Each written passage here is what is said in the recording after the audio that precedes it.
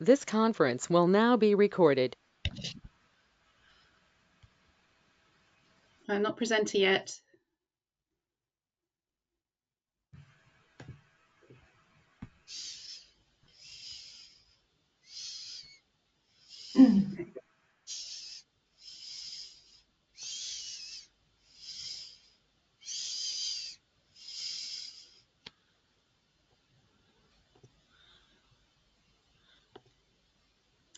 Okay. Apologies for the few technical issues that we had at the beginning of this webinar, everybody, but good morning anyway, and welcome to the ICG's Digital Academy webinar series. I'm Sally Alsop, the ICG committee member responsible for the ICG webinar programme. Could you all put yourselves on mute, please, for the time being? So for today's webinar, we're very lucky to be welcoming Keith Mayers, who is the son of one of our ICG members.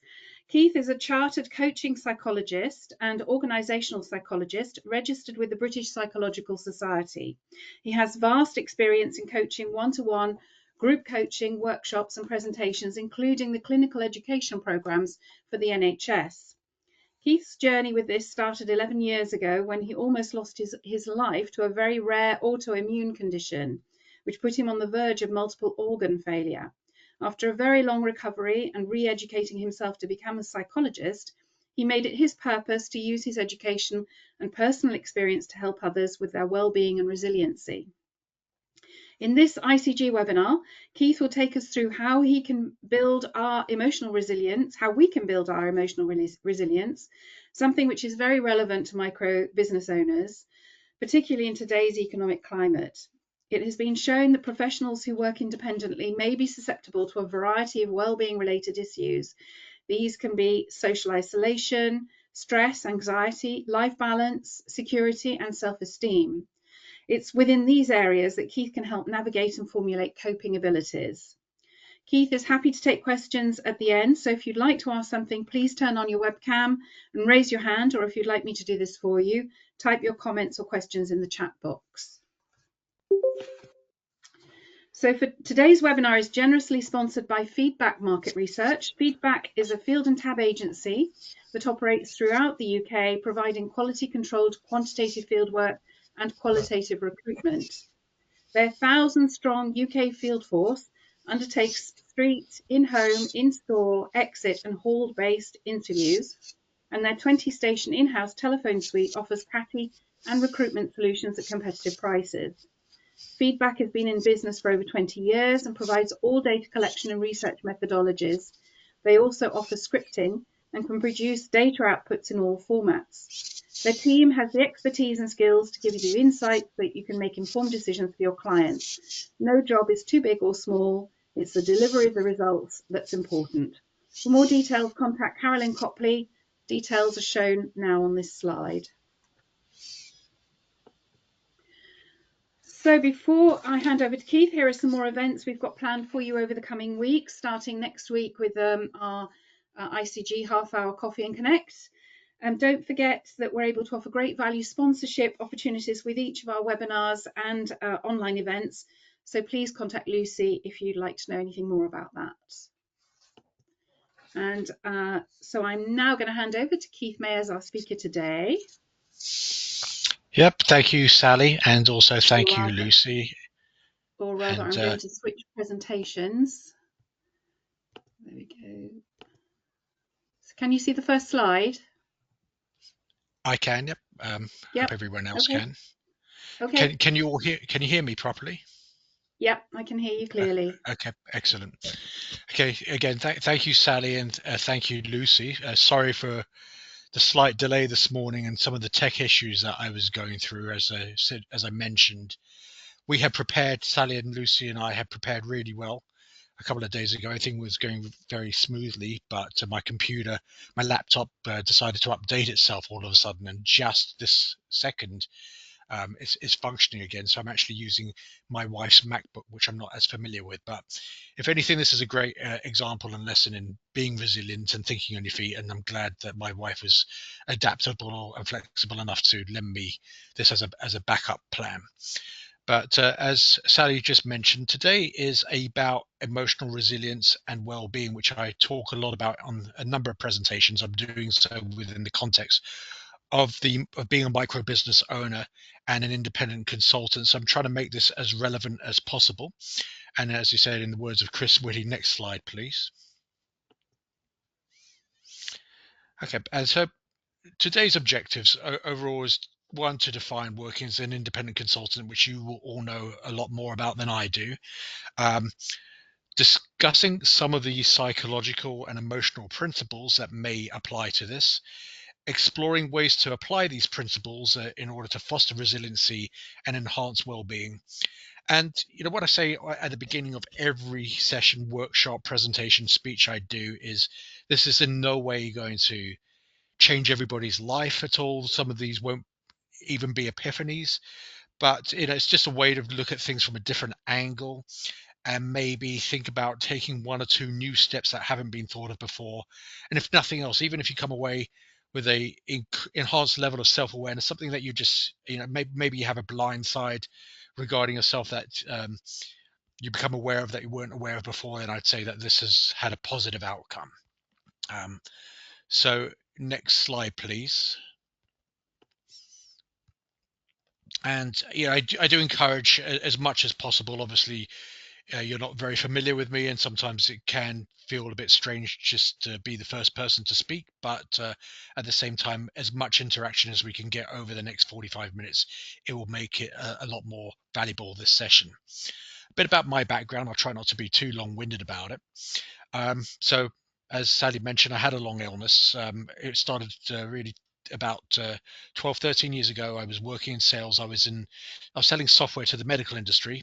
It was at the same time that my wife had just given birth to our son Logan, and our daughter Ariel at the time was 4 years old. And the first symptoms I had were ear aches, which I just dismissed as an infection. But then over the coming weeks, they intensified. And after rounds and rounds of antibiotics and doctor's visits, it got a lot worse and started to manifest itself in various other symptoms. Became feverish. I had joint aches. I was coughing up blood.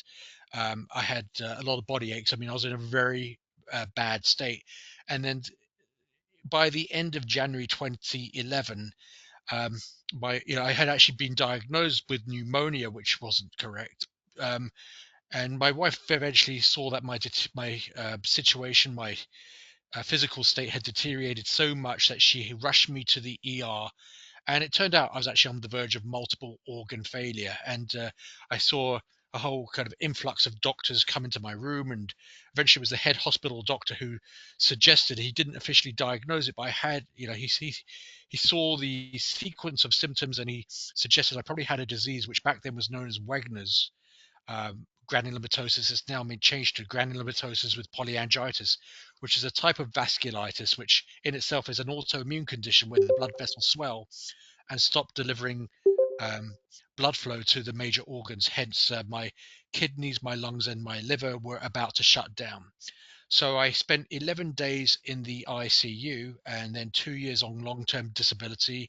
I was breathing through with the aid of an oxygen tank. I was on chemotherapy. I was on steroids, and then it sounded very traumatic and negative at the time, which it was. But, and this is where we come to the resiliency part, it actually gave me a chance to take a step out of my normal life, to take a step out away from myself, and as a result really get to know myself a lot better. Understand that some of the things I've been doing previously in life were just me following a formula which I thought I had to follow, rather than something which was implicit or intrinsic to my own value system. And also that the time and the recovery allowed me the opportunity to really think about what I wanted to do moving forward. Plus, when you come this close to losing your life, you really start to see the value in doing what matters with the rest of the life that you do have. So, if I could have you move on to the next slide, please. It didn't happen overnight. It took a few years and some soul searching, and also a lot of research and planning. But I ended up going back to college. The story I just told you took place in Colorado, and America has a very expensive higher education system. So I came back to the UK with my whole family, ended up doing 2 master's degrees. This is 5 years later now, 2016. The first was in organizational psychology. The second, as a follow-up, was in something, it's a long-winded title, it's called Applied Positive and Coaching Psychology. And really, again, it all relates to the study of well-being, particularly in organizations. They could be very large organizations or maybe even 1 or 2 person businesses. And then most recently from that, within the last year, through the British Psychological Society, I became a chartered coaching psychologist and accrued thousands of hours of coaching individuals, as well as delivering multiple workshops like today and keynote speeches, etc. So this has been my journey. Obviously, I could talk all day about this, but these are the bullet points about it. So again, through my own well-being and resiliency, as well as researching it and interacting and coaching other people, I've seen a lot about this subject. So moving on to the next slide, please. I'm going to try to relate as much of this to what's relevant to you, and make it fall within the context of what we're going to talk about today. So what I decided to do with to preempt everything is to kind of identify what is an independent consultant. And the definition which I researched and came up with is an individual with extensive experience in a specific field who a business taps and contracts to help identify what it's doing well and any areas it might have room for improvement. I'd love to just get some interaction if possible. Do others here agree with that, or actually, could 1 or 2 of you volunteer your own definition of working as an independent consultant?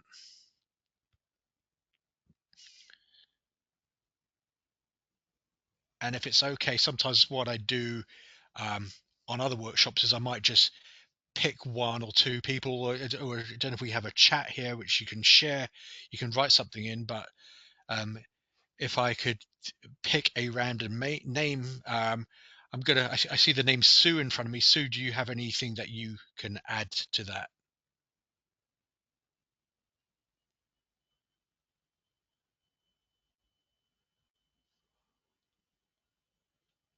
Or alternatively, Lindsay, that's the other name I see in front of me here. Oh, hi. Yes. Hi, No, Lindsay. I thought this is a good definition. Hello. It does keep it relatively open, but it does evoke what we're doing, which is essentially businesses looking at, and businesses actually usually very often under stress when they contact you because they can't manage their workflows if you're working in a freelance capacity. So it might be that they transfer that stress to you, which is another area where emotional resilience will be required. Yeah, absolutely. And again, I'm sure that your experience of stress is going to be very subjective to you. Everybody here is going to have their individual experiences and understandings. And the danger, as I always say with these kind of workshops, is that some of the information can be overgeneralized, and what I can say can also seem a bit generic. But we can do our best to address each person's experience of stresses like that. And I'm just kind of reading some of the comments. Thank you for sharing, Jeff, saying that's broadly correct, but clients can also use independent contractors for resource flexing and wearing all hats of the business, delivering the content, but also managing all the marketing, sales, IT, finance aspects and of the business too. So again, I think I think some of the slides I've formulated do address this, but again, I'm going to check in from time to time just to see if I'm on the right lines, if there's anything which I need to just adapt just to make this a little bit more applicable to each one of your experiences there. But thank you for sharing that. So moving on to the next slide, we can kind of conveniently segue into some of the qualities that you've just mentioned, Alison. Organization, adaptability, being self-motivated, being prepared, being strategic, being analytical. Based on what Alison wrote, it sounds like many different plates to spin, and these are some of the qualities which can be required to spin those plates. Again, just need 1 person because obviously we've got a limited amount of time here. Does this sound like it encompasses the kind of qualities that you feel you have, or are there any other qualities which you feel I might be missing out?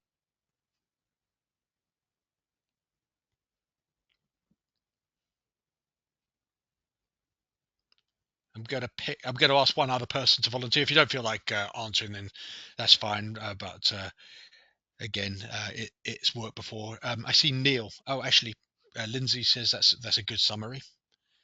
Anybody else? Anybody want to just type anything into the chat, even just to elaborate? Okay. And Alison writes resilience with a wink there. And Felicia, EQ. I'm sorry, what's EQ stand for?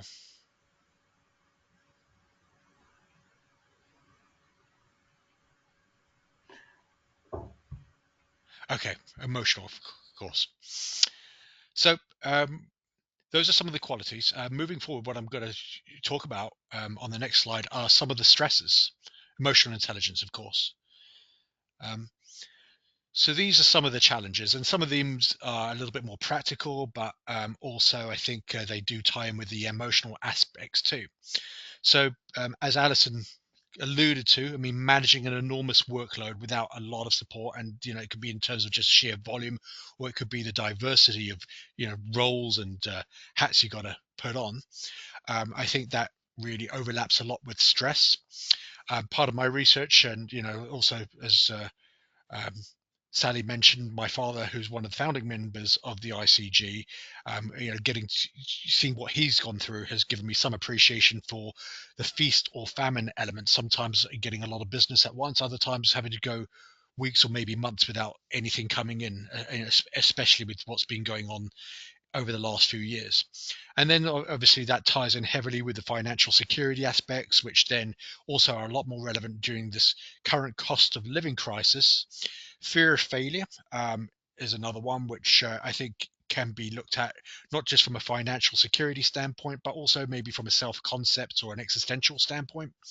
And then again, I think this overlaps a lot with things like anxiety, wondering what's going to happen next, depression sometimes if it gets extreme, feeling hopeless, or aspects of despair.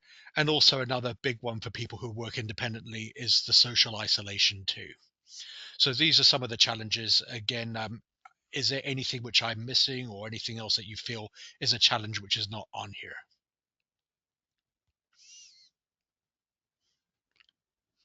See, one, personal life as well as work. Okay. Allocating resources. So, okay, loss of confidence. So, yeah, I mean, I think that definitely ties in allocating resources. So, is that in terms of like finding other people who can help support you with the workload, or take on certain tasks? Maybe work-life balance. That seems to be a big one, and that's one which we're going to be addressing. Yeah, sometimes it seems like you need additional staff. Okay, so again, I think what we're going to look at next is going to tie into a lot of your feedback.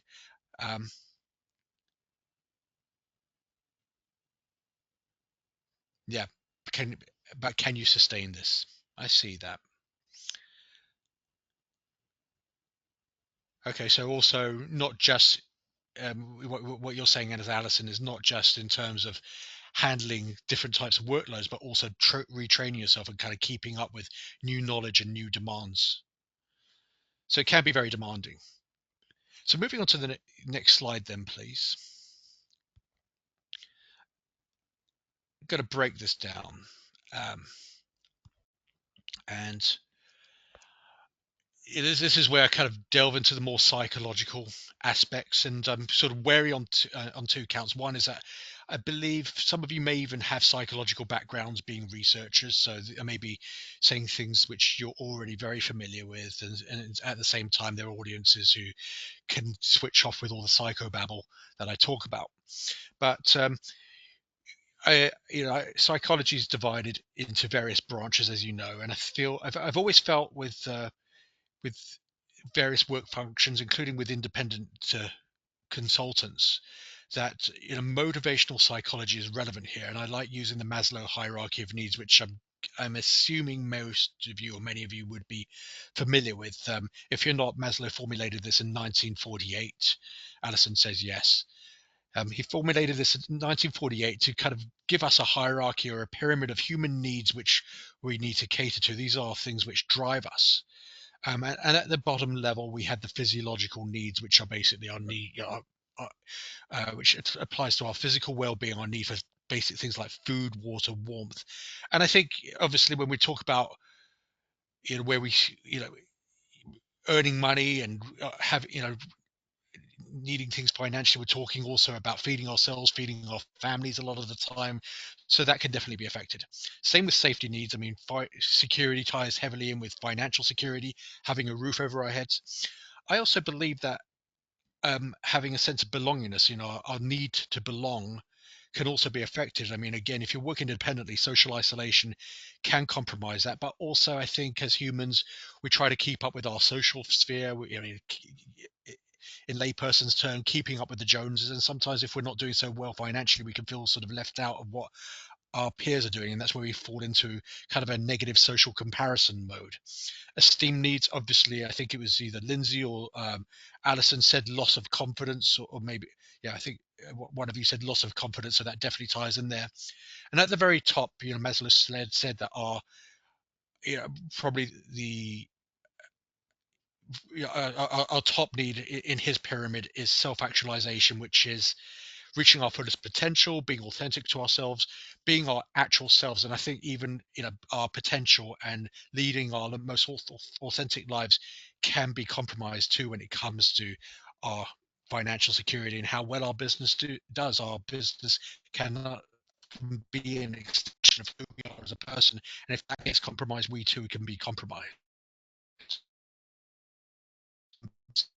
The motivational psychology, which I wanted to drop in there. But another branch, and there are several other branches I didn't include, again, just to kind of streamline this. The next slide, we'll talk a bit about cognitive psychology. Okay, so cognitive psychology relates to how we think. And often it talks about perception, memory, the use of language, learning. But in this case, I feel it's relevant to focus on how we think, heuristics, which some of you again may be familiar with that term, basically mental shortcuts. And as researchers, this may be something which you're really familiar with, especially with your clients, whereby people jump to assumptions. They kind of try to formulate assumptions based on snippets of information rather than getting the whole story, rather than getting all the research and the information, whether it's good or bad necessarily. But so we arrive at these assumptions, which ties in with many of our cognitive biases. And according to the founder of cognitive behavior therapy, Aaron Beck, I think he said there are 15 cognitive biases, which I won't list them all, but things like generalizing, catastrophizing, thinking in all or nothing terms. And when we think in these absolute terms, that's where we become predisposed to things like loss of confidence and anxieties and despair and all those kind of extreme negative emotions. Again, absolute thinking leads to extreme emotions. At least that's what the science or the research shows there. So if I can just get you to move to the next slide, please. I'm just going to elaborate on that a little bit more. Two forms of extreme thinking. They kind of are very similar, but they're at opposite ends of the spectrum. One is catastrophizing, the other one is romanticizing. Basically, thinking in absolute terms, as I mentioned, can lead to emotional fluctuations, especially again during a cost of living crisis, where the whole feast or famine theme can feel very relevant and turbulent. Catastrophizing. I'm even thinking about this in my case. You think you've got a client, you miss out on a piece of business, suddenly just you feel dejected and everything's gone wrong and it feels hopeless. And why am I in this line of work in the first place? And romanticizing, you get some piece of good news. You have a meeting with a prospective client, and you think that you're going to get this piece of business, and suddenly your thoughts get carried away. And I've actually seen this with many small business owners and entrepreneurs who I've worked with, where suddenly this time next year we're going to be a millionaire, Rodney, and everything's going to go great. And then if something doesn't go wrong, it pops that balloon, and then we can kind of go back and forth between these extreme levels of being and these extreme levels of thinking. And again, this is where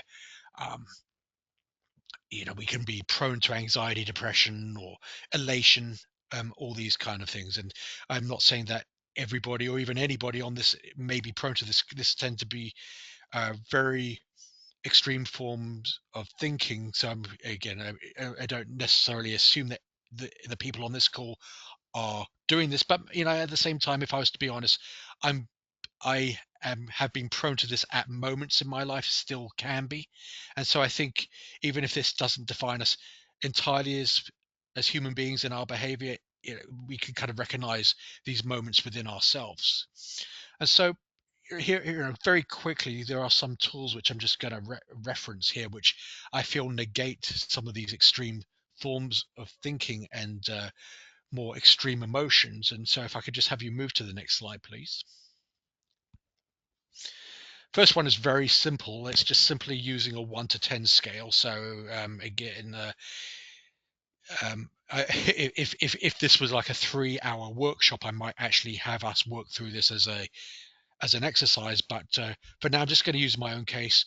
There have been moments where, as a coaching psychologist, I've despaired. But then, if I really start to ask myself, how well am I doing in my business? I've got skills. I've got a few connections. I've got contacts. I've got some prospects in mind. I've done certain things, but I'm not where I want to be as yet. I will give myself a 6 out of 10 right now, in terms of 10 being exactly where I visualize my business and where I want to be. Maybe there's a financial figure which I attach to that. One is it's completely hopeless. I'm at a total start. I'm at a total start point.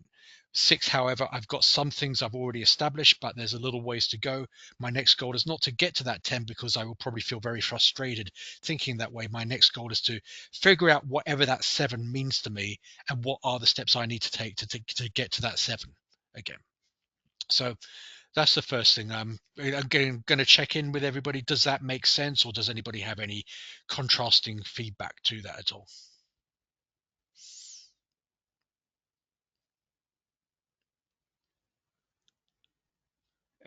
Okay, Jeff gave us a thumbs up.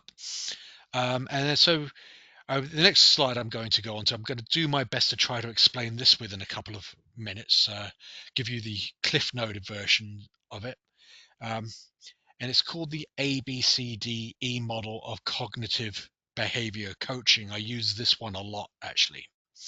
And so every letter has been assigned to a word which it's at the beginning of. It's a coaching model which is designed to help people understand those triggering thoughts which cause some of those feelings like hopelessness, anxiety, loss of confidence, etc.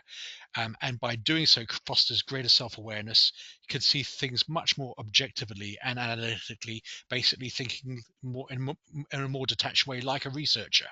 So the A basically stands for activating events. In common language today, we call these triggers. So again, an example might be, you thought you had a piece of business that was going to come through, and then you found out that that it wasn't going to come through for you, and you've lost that piece of business.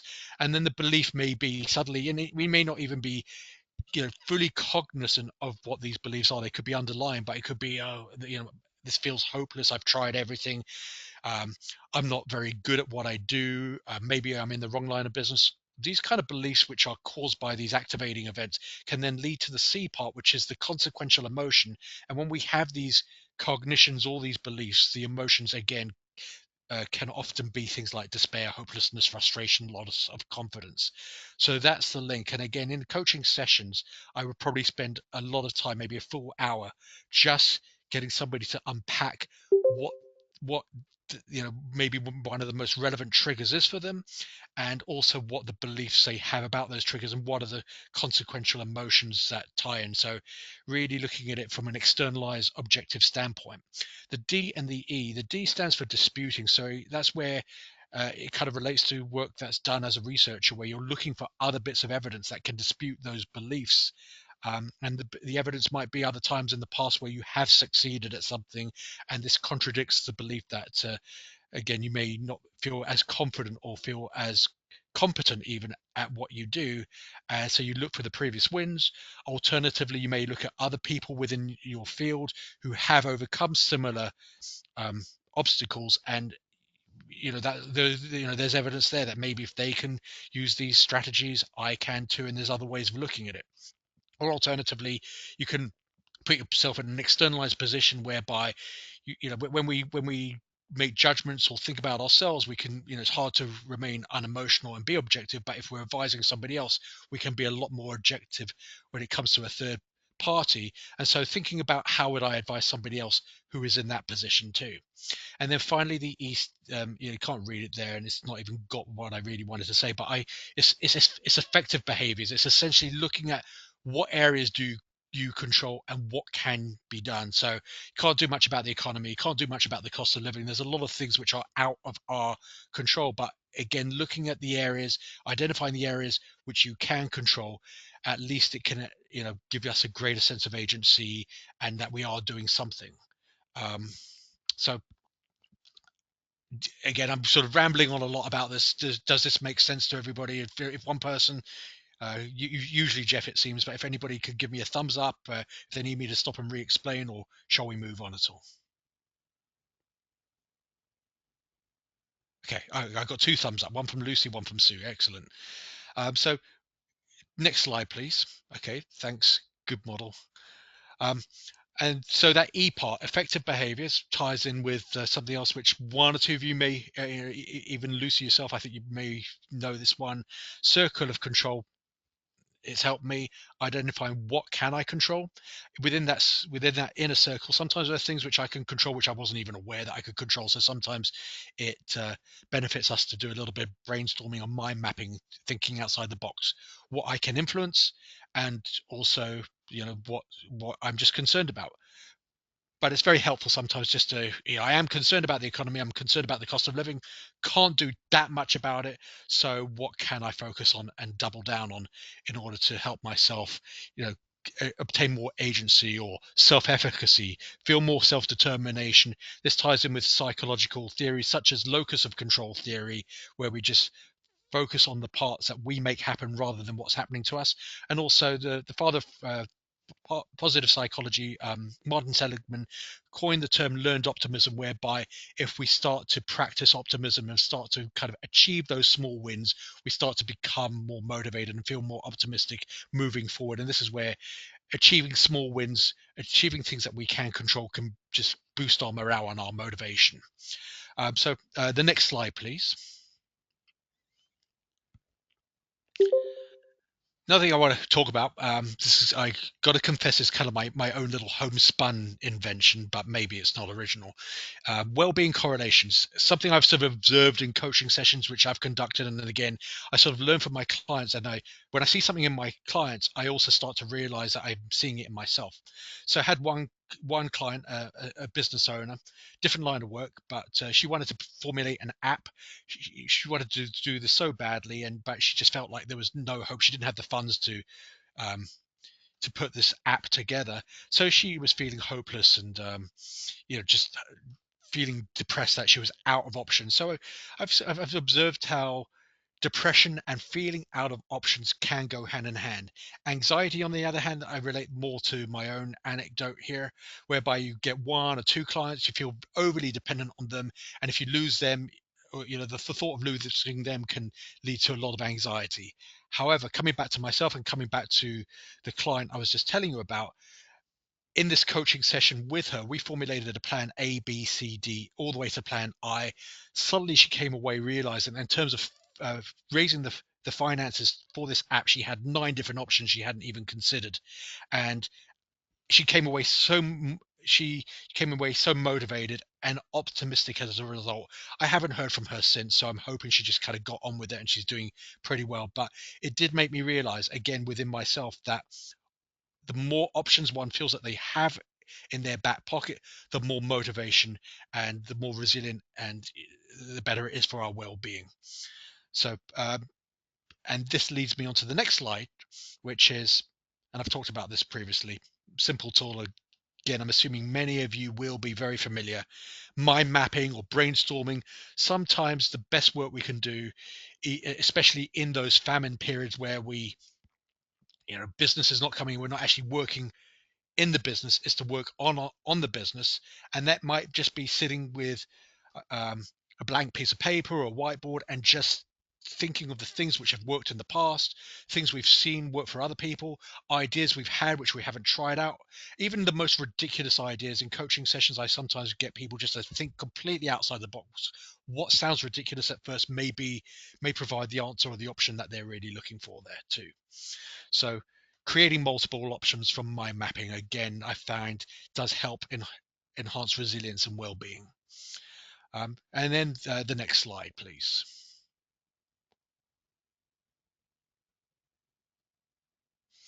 And I came up with a few examples. I mean, these may be things which you've already thought of or already doing, but it could be something along the lines of option A is signing up with an online consultancy platform. B, maybe focusing on annual productivity as an independent consultant as opposed to just going by the month or by the week even. C, focusing on other forms of work so that even if you're not again working in the business, you're working on the business through content marketing or posting informative blogs or articles or videos, even anything to kind of keep yourself visible within that sphere. Other things which are just beyond a standard formula, which maybe some of us have become over reliant on. And then moving on to the next slide. Okay, nudges. So I think we all kind of do this anyway, but I'll just explain what nudges mean, or it could another word for it is dabbling.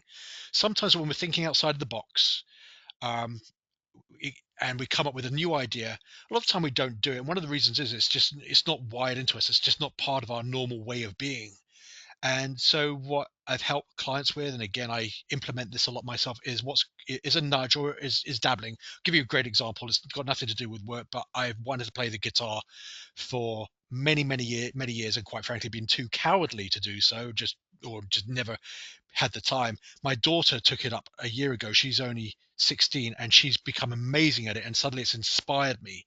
But I'm very busy, so as a nudge I've just decided, and I've done this now 3 days in a row, to practice playing the guitar for the 5 or 10 minutes a day. So it could just be taking something which is completely outside of your comfort zone or new to you, something which again you may have mind mapped or brainstormed even.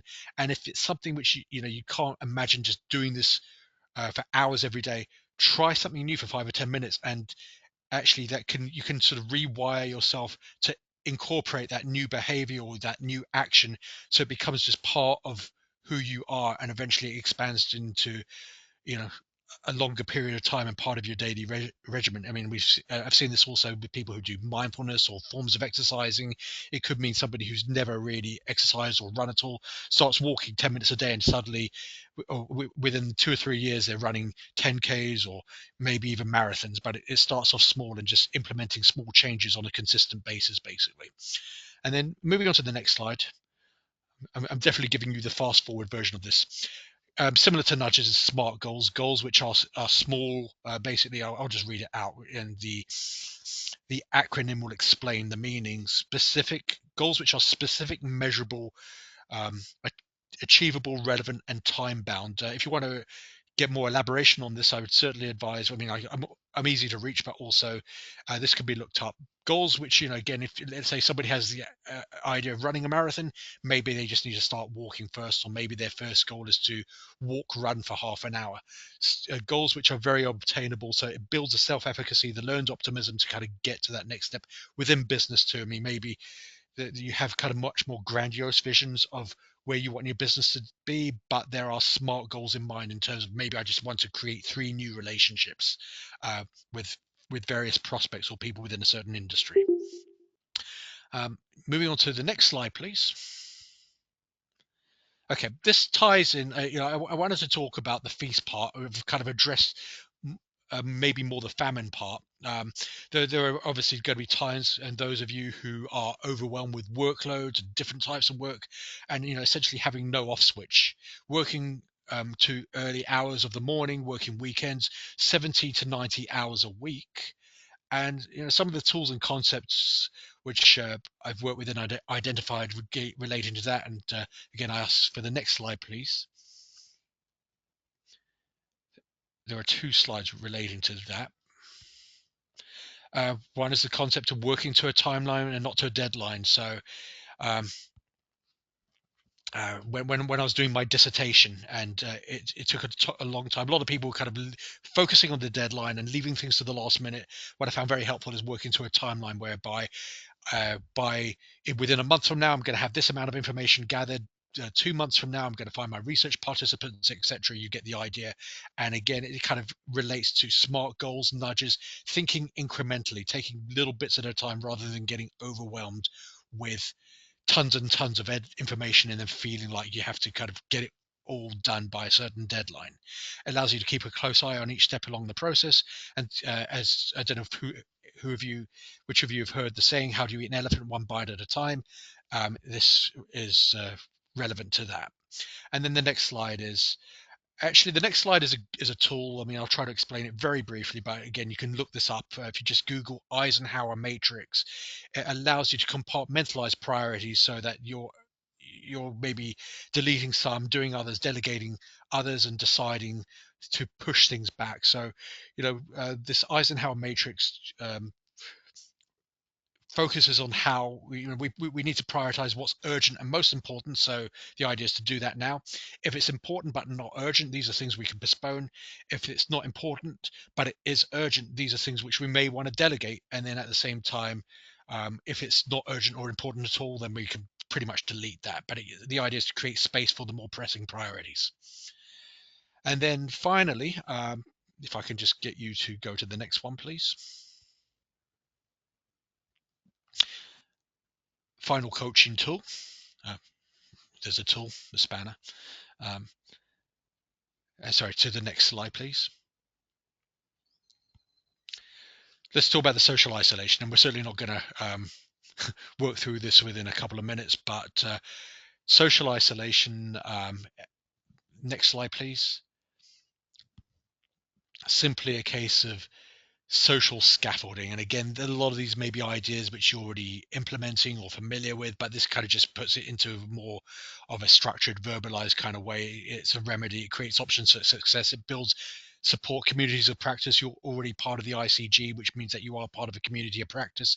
But again, it's sort of kind of breaking down what you can do alone, what you can do with some help, as well as what you can't do. Again, there's a lot more to say about sort of building a sphere of influence and building, although you may not be part of a team per se, building a team of expert and reliable people around you. So again, I feel like a lot of these concepts can get bastardized and not, some of the issues you talk about aren't necessarily going to be, we're not going to be doing too much justice, but again, these are very bullet pointed right now. And then I think, if I'm correct, the next slide is going to be Q&A and feedback.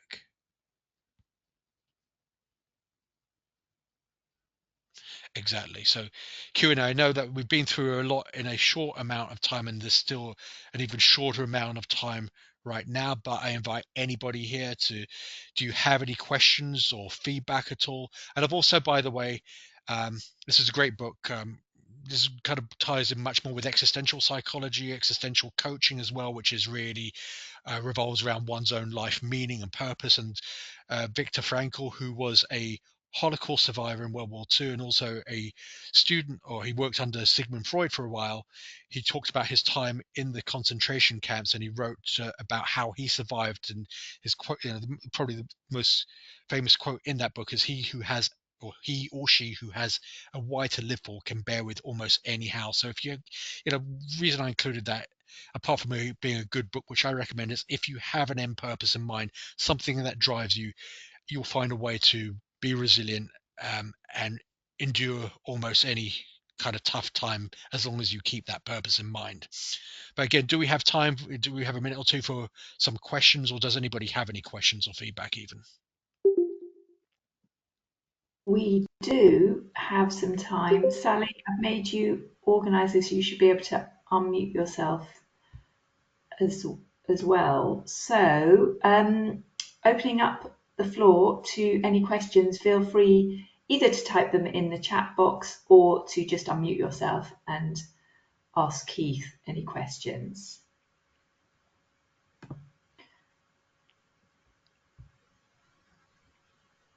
I have one to start us off, if that's okay. Yeah, that'd be brilliant, Lucy. So, I mean, I guess the really interesting models there, and my question is, can we use these models on ourselves? I would say yes. I mean, again, I hate to sort of overgeneralize, but you said the word can, so yeah, I believe we can. I have used them on myself too, and again, it's not all as picture perfect and all as kind of sequential as an ABC. I'm not all the time sitting down and writing A B and just isolate, but I have noticed that my own view on things tends to be a little bit more nuanced now than it used to be. Even most recently, there's still challenges and knocks to my confidence that I'm facing, but I've learned to dispute these and at the time focus on behaviors and actions which I can control of. Sometimes I think it's just a case of, to use American sports idioms, taking a time out from oneself and just I look at work as just having that time out sometimes for 30 to 60 minutes in a day and just contemplating what else, is there a way I can actually think about things differently. Is there information that I'm not miss that I'm not that I'm missing out of? Am I jumping to conclusions? And then obviously other things like the circle of control, like the Eisenhower matrix. These are all things which I do believe we can use on ourselves. Mm. Yeah, and I guess it's interesting in terms of whether you wait for a crisis point or whether you use these as ways of thinking to avoid crises or negative Yeah. spiraling. I, I think like even today, I mean, like I was very relaxed and prepared to jump on the call with you just before we started, and then one thing I didn't think was that my computer would update itself, um, and then suddenly my computer's no longer an option, and I can say I was in a little bit of a panic, but I think if this had happened years ago prior to being familiar with some of these tools, I would have been in a lot more of a panic. And again, I mean, there's certain things in life I don't think one can predict, but I think what I've observed and experienced is that even when we're caught, even when we're blindsided, it's our response to being blindsided sometimes which can be modified a little bit. Again, it's not perfect, but it's a lot better. And I think that another thing I would say I've observed is the more and more, it's like training wheels. When we kind of use the formula or the models in their most basic form, it takes a while to kind of get used to them, but it almost gets incorporated into my or other people's everyday hardwiring, where you just become that much more of a nuanced, detached, rational person when in dealing with obstacles in a crisis. Hmm. Anybody have questions? I believe you can unmute yourself. Should be able to. Yeah, I just have a question on this, Keith. Sort of following up on what Lucy said, is this the sort of thing that you think people could do or use some of these models in a buddy system or with a mentor, rather than going necessarily to a professional psychologist or coach? But if you do feel that you're dropping into one of these negative cycles, working along with somebody, a colleague or somebody else from the ICG, to think through some of these techniques and try and work out how to move beyond them. Is that something that you think you would recommend, or do you think you should really go discuss this with a professional coach? I think it really depends. Again, I mean, I think that I think actually. One thing I say about coaching is that the goal of a coach, really, to be a good coach, is that you're actually teaching the person themselves to be their own coach eventually. Yeah. I mean, I won't say anything derogatory about therapy. I've been through therapy myself for many years, but the trouble sometimes with therapy, as I've experienced, is you can get overly dependent and just go back and back and back. Whereas the objective as a coach is to kind of get that person to go away to actually be able to do this stuff. by themselves. And I do believe if you can find one other person or other people who've got the same motivation and impetus as you in this regard, then yeah, it's great to have somebody who's accountable. If you can find that person, it probably is more helpful than just all the time doing it by oneself. Yeah.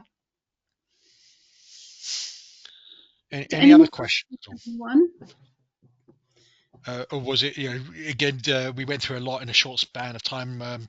Did it all make sense, or does anything need any clarification at all? Well, it all seemed very clear to me, and certainly those. I mean, obviously, you could have spent a lot more time on each of these things, but certainly it's good to see some refreshers and ways of thinking. Particularly if you do go through a lull or a low period or something, there are some suggestions as to how you might be able to move forwards and do something proactive to sort those problems out. So yeah, no, very useful, very interesting. Thank you. Yeah, pleasure. Any last minute questions from anyone? No? Okay, well, thank you very much, Keith, for your time in preparing this and taking us through your presentation. And thank you to everybody for logging in today. Do join us for one of our future webinars, and we hope you will have a great afternoon. Yeah, thank you. Thank you Bye, for having me. everyone. You're welcome, Paul. Thank you. And Bye-bye. Thank you.